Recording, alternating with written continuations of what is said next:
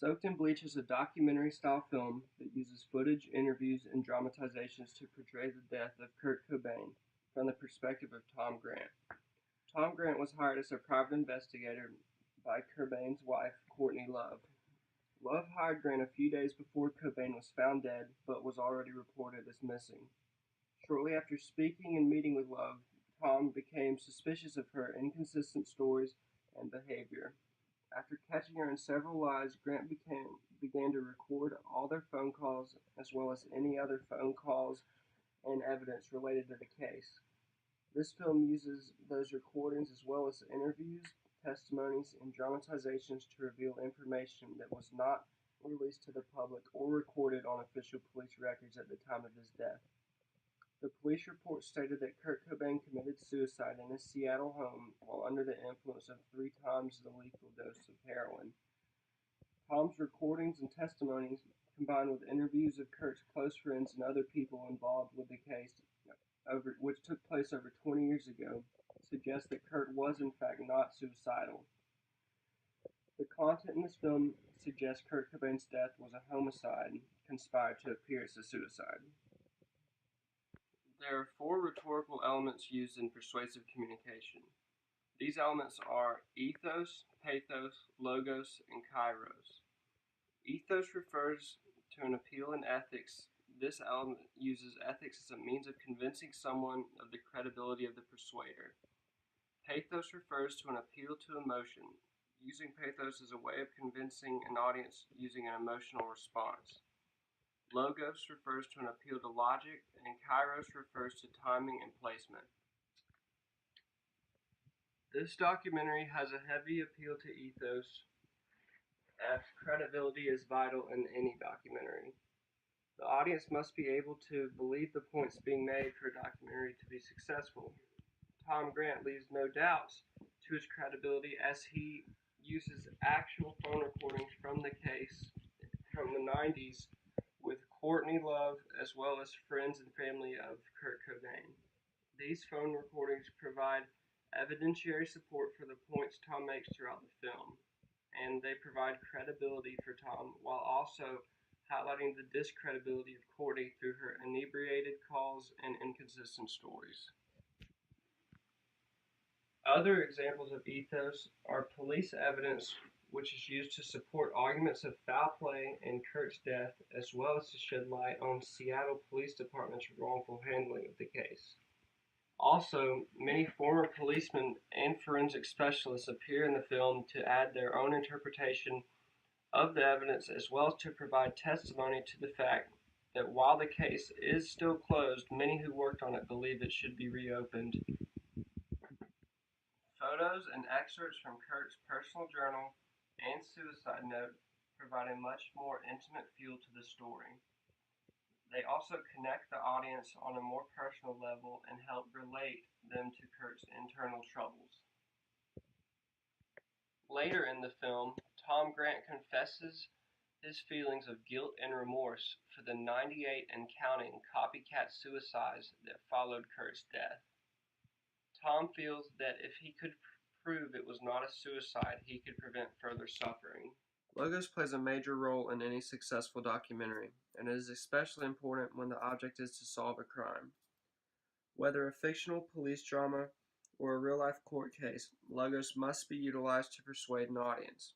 It is used in this film to persuade the audience the same way a lawyer would use evidence to convince a jury. If the logic doesn't add up, you will have a hard time convincing anyone of anything. This is seen when police evidence from the case is called upon, as well as recorded phone calls are used to trigger the audience's logic as to whether the pieces fit in the puzzle. This is seen when police evidence from the case is called upon, as well as recorded phone calls used to trigger the audience's logic as to whether the pieces fit in the puzzle. On the other hand, if things don't add up, logos or lack thereof can be used to disprove a point. For instance, when Courtney lies about excerpts from Kurt's suicide note and her early disposal of his first note from Rome, as well as her various other discrepancies and lies throughout the case. The element of kairos refers to the opportune timing or placement and is used in the documentary to build suspense as well as to set things up in the right manner. For instance, the documentary itself, being released 20 years after Kurt's death, capitalized on this timing. Seattle PD had been getting more and more requests to reopen the case as amateurs and professional forensic specialists alike expressed a growing interest and dissatisfaction in the original outcome.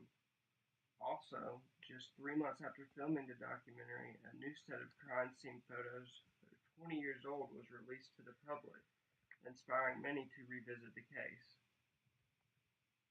Their use of Kurt's house where the suicide took place as the locale for much of the documentary adds to the appeal of Kairos. Now that his fans are older, wiser, and more influential, they have a louder voice and a more sensible approach to the matter as well. This, along with 20 years of accumulated theories and new information being brought to light, make the timing of this documentary extremely opportune.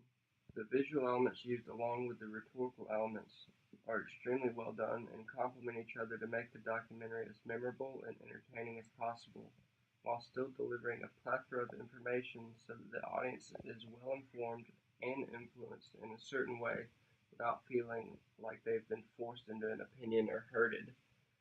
The color scheme used throughout utilizes cool blue colors and a grainy sort of unrefined effect to produce a raw, gloomy feel. It gives the dramatic reenactments used an authentic look. Also, the use of themed text for different parties in the film adds character to what is being displayed. The simple difference between Nirvana being written in a grungy, handwritten style and the police evidence shown with an inhuman, boring font make clear the opposing attitudes of the parties. In addition, they've utilized high-quality computer-generated diagrams to deliver accurate research and scientific evidence so that the audience better comprehends and retains the information without it boring them. This film conveys objective information, which are measurable facts and figures, such as those you would find in a textbook, encyclopedia, or news report, in a subjective way. Therefore, the personal opinions, assumptions, and beliefs of the people in the film are delivered alongside the objective information they are using to make it a blend of both types. For example, the fact that Kurt Cobain had 3 times the lethal dose of heroin in his system is objective, but the doctor who delivered this information also gives his subjective opinion that Kurt's tolerance would be high enough to handle such a dose. This blend of subjective and objective information is seen throughout the film, giving the audience the chance to have all the unbiased information and make his own opinion while still being influenced in the way the director wants it to be used. Soaked in Bleach is a well put together, thought-provoking documentary that successfully utilizes the rhetorical elements as well as various visual elements to captivate and convince its audience in a particular way. Although it is biased at times, due to various witnesses and advisors expressing their own theories and opinions, as well as professional assessments and calculations, the theories never seem forced or far-fetched, and the information is well suited to their target demographic. As a critic, I believe this documentary entertains and captivates the audience well, while at the very least making them reflect Kurt Cobain's death, if not change their opinion on the matter entirely.